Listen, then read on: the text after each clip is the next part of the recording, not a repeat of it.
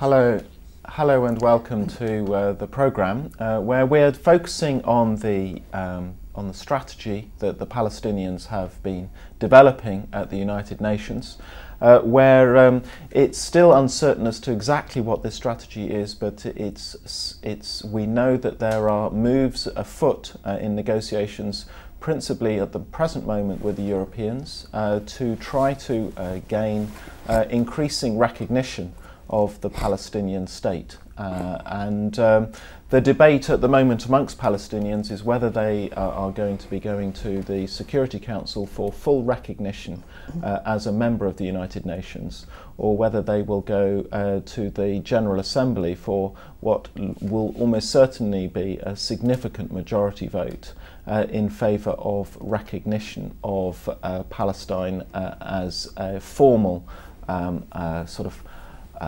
state in waiting, but not full membership of the United Nations. Now, we're going to talk a little bit about that issue, but also we're going to look at the context where the negotiations for the peace process have got to at the present time, and whether this strategy is going to assist the Palestinian cause or whether it's going to make things more complex, and also what the role is of other states within the region and the United States itself.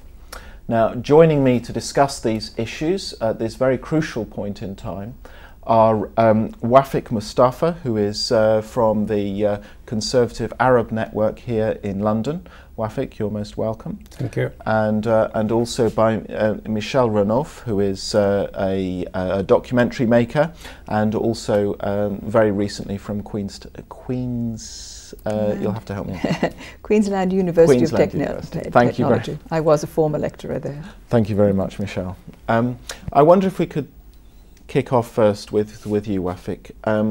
We don't yet know what is going to come out and which particular strategy, but it is clear that there is going to be some kind of strategy that the Palestinians will be pursuing in the United Nations over the next week or two.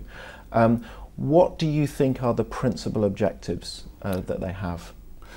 Well, the principal objectives for Abbas and his government is to gain a recognition, to gain full membership of United Nations. Of course, this will be fraught with a lot of problems, as you could see. On one hand, there was no clear boundary for the Palestinian state.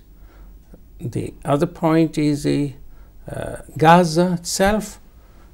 Question the government of Gaza does not seem supporting or objecting to the Ramallah's decision to go to the United Nations, and above all, the people who bankroll the Palestinian Authority, the Americans and the United Nations have seemed to me are not in full support.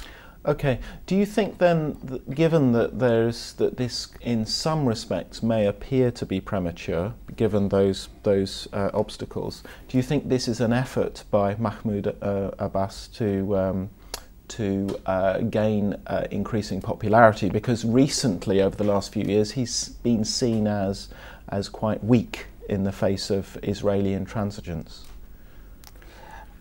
I personally think that Abbas is, if I may say, past his sell-by date. He was connected, he was hobnobbing with the regimes in the Arab world.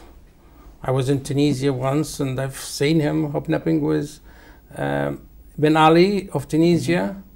And I think what he's doing is premature and ill-advised at this particular time.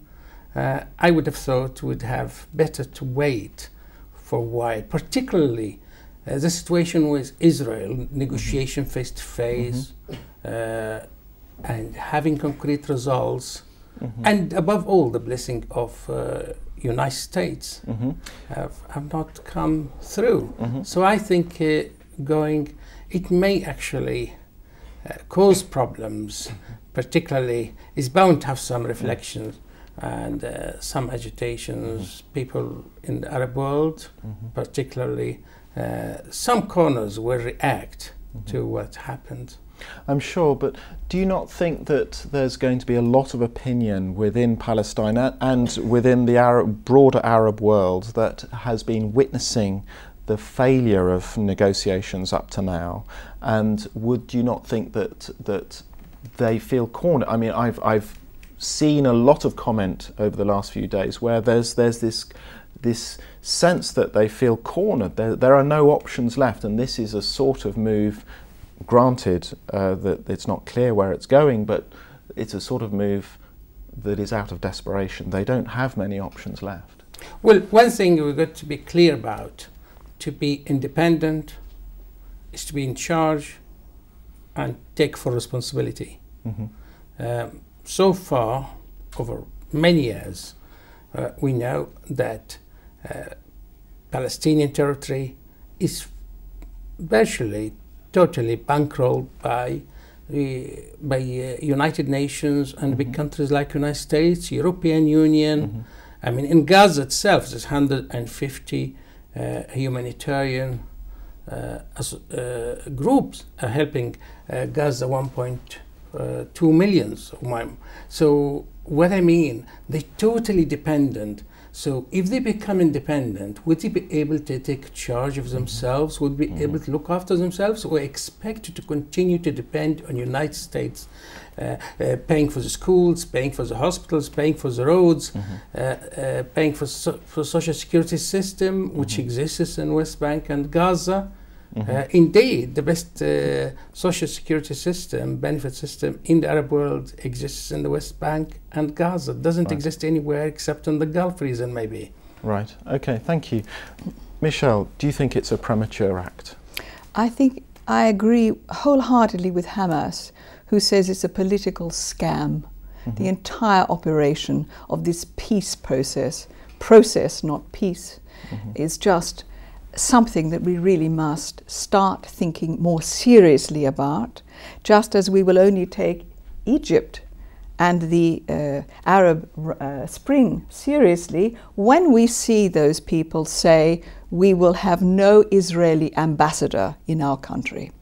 That's when we begin to see reality coming into the fray, rather than this farce. The UN itself is based on a farce, a judicial farce. It was based on the Nuremberg trials, which were 5 US Supreme Court judges said it was a judicial farce.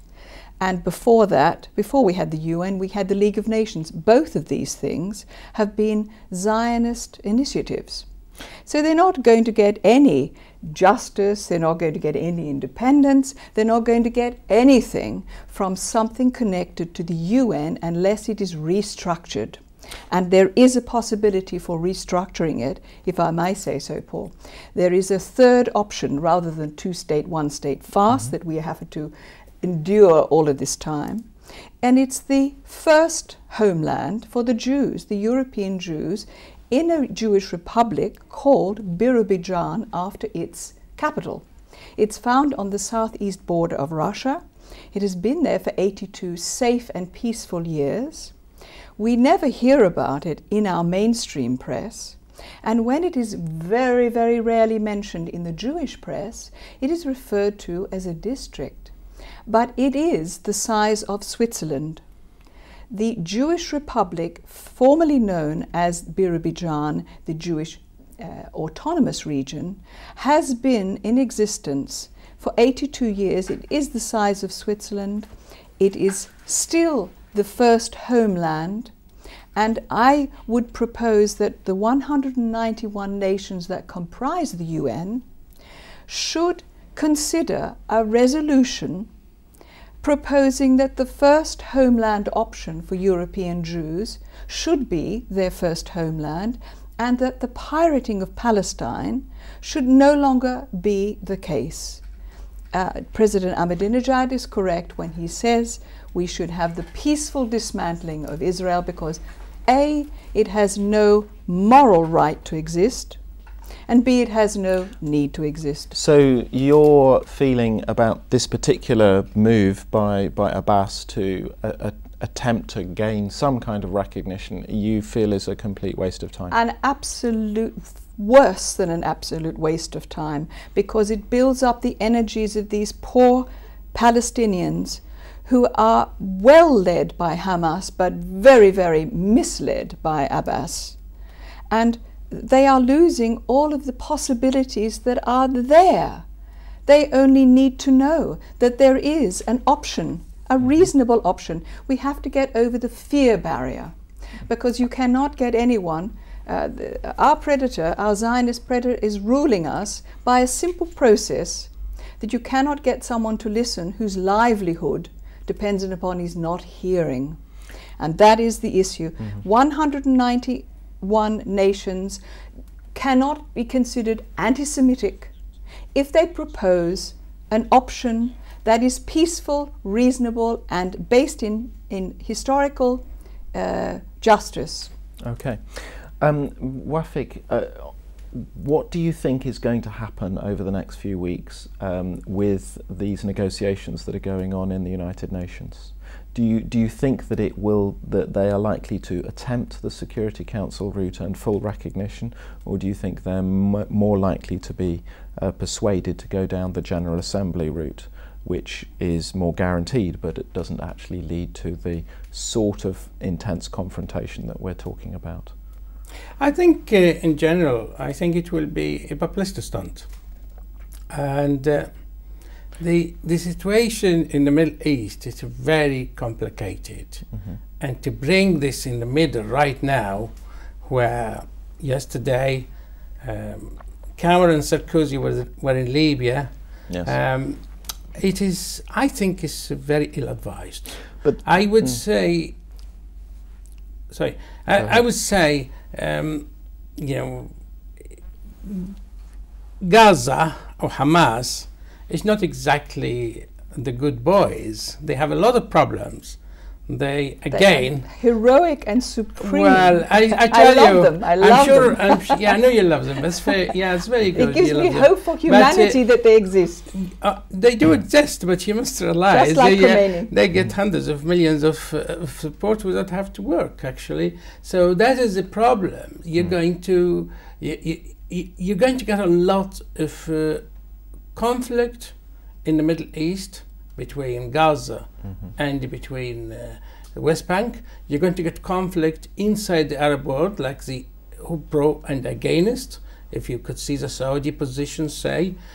You're going to get conflict in the United Nations, and you're going to get hardening of the Israeli position. I understand that, but is conflict not inevitable given the current situation? So, because it's going to lead to conflict doesn't necessarily mean that it's not the right approach. Although, having said that, because it's going to lead to conflict, obviously that's something that is problematic.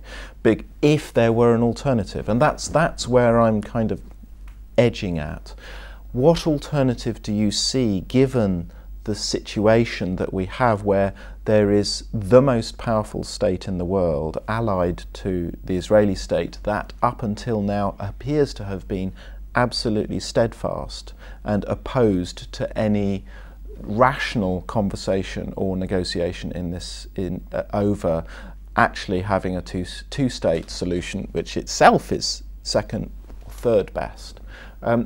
How can we give Palestinians hope? Well, I'm sure improving their status, probably in United States and in United Nations, and somehow may help. I'm sure building institutions and building state we can be independent. Yes. What I mean independent, not like what you see now. I mean, a lot of people say